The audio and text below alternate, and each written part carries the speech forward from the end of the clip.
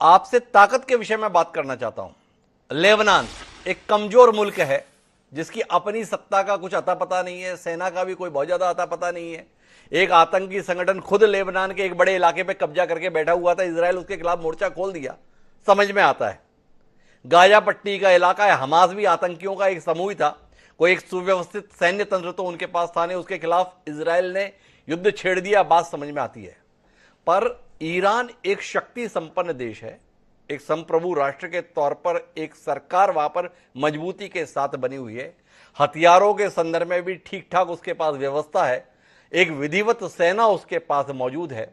Russia जैसा एक समर्थक ताकतवर देश कहीं ना कहीं उसके साथ मित्रवत संबंध रखे हुए है। क्या इजराइल की स्थिति ईरान से सीधा मोर्चा लेने की है? क्या आप मानते हैं कि अगर ये जंग छिड़ती है ईरान और इजराइल के बीच तो ये दो देशों के बीच ही जंग रह जाएगी, या कुल मिलाकर इसमें अन्य मुल्कों की भी भागीदारी के साथ एक नए विश्व युद्ध की आहट आपको सुनाई देती है? मेरे असेसमेंट में ईरान लड़ाई नहीं करना चाहता जी। जब उसे लगा कि उसके जो प्रॉक्सी थे, जिसमें हमारा तो है बहुत दिन से, हिजबुल्ला है, ईरान इराक में, सीरिया में भी कुछ ऐसे ही आतंकवादी संगठन है, जब उन्होंने हिजबुल्ला के कमांडर को मारा, इजराइल चाहता है लड़ाई हो जी। इजराइल चाहता है कि उनकी जो न्यूक्लियर ताकत है, जिसकी तरफ वो अमेरिका ने कहा कि आप और हमले कर सकते हो लेकिन न्यूक्लियर फैसिलिटीज पर हमला नहीं करेंगे जी। ईरान डायरेक्ट हमला नहीं चाहता, उसको तो नुकसान है, लेकिन जब सारी प्रॉक्सी, सबसे जो मजबूत प्रॉक्सी हिजबुल्ला के आपने कमांडर को मार दिया, इजराइल के पास टेक्नोलॉजिकल मिलिट्री काबिलियत है, इंटेलिजेंस बहुत मजबूत है जी। तो लगता है कि ये भी समाचार आया कि जो ईरान का इंटेलिजेंस का मुखिया था वो इजराइल के पेरोल में था जी। अब ये क्या सही है क्या नहीं, कुछ अफवाहें भी चलती हैं, लेकिन समाचार उनके पास पूरे मिलते रहे कि हिजबुल्ला का हेडक्वार्टर कहाँ है, कब वो वहां पर मौजूद होंगे।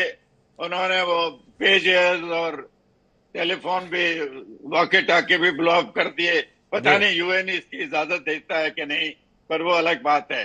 फिर जब उन्होंने उसको मारा तो ईरान को लगा अब तो अगर अपने प्रॉक्सी को भरोसा दिलवाना तो कुछ ना कुछ करना पड़ेगा। जब अप्रैल में उन्होंने मिसाइल दागे थे तो इजराइल को कहा था और सूचना भी दी थी, और मिसाइल भी वहां दागे जहां कोई पॉपुलेशन या सेंसिटिव टारगेट नहीं थी जी। इस बार जो 181 मिसाइल दागे हैं उसमें उनका दावा है कि 90% कामयाब हुए, जिसमें उनके एयरपोर्ट बर्बाद हुए हैं, उनके जो खुफिया एजेंसी है उसको बर्बाद किया, उस पर नुकसान हुआ है। इजराइल ने कहा कोई नुकसान नहीं हो तो जंगल में डालते हैं, वो भी शायद मुमकिन नहीं है, जंगल में तो सारे मिसाइल नहीं जाएंगे।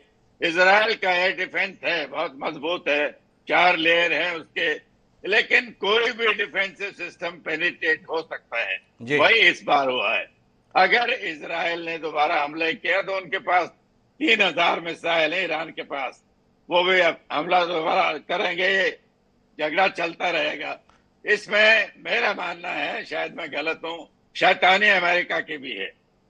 वो चाहते हैं कि उनकी प्रभुत्वता बनी रहे, उनका इन्फ्लुएंस मिडिल ईस्ट में बना रहे, लेकिन दुनिया में पावर बैलेंस तो चेंज होता रहता है। अगर मैं इजरायली होता तो मैं आज नहीं की बात नहीं, 50 साल आगे की सोचता। आजकल उनका पलड़ा भारी है, उनके लिए कोई संधि करना आसान है, अपनी शर्तें मनवा सकते हैं, लेकिन ये लड़ाई खत्म होगा अगली बार में शायद पलड़ा इतना भारी नहीं होगा।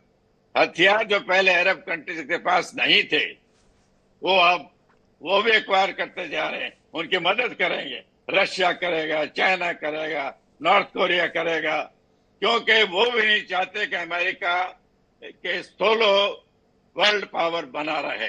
तो इजराइल को अब समझ बूझ से काम लेना चाहिए। हमला तो आप कर सकते हैं, आपके पास साधन है, अमेरिका की पूरी बैकिंग भी है, लेकिन उसका अंजाम क्या होगा?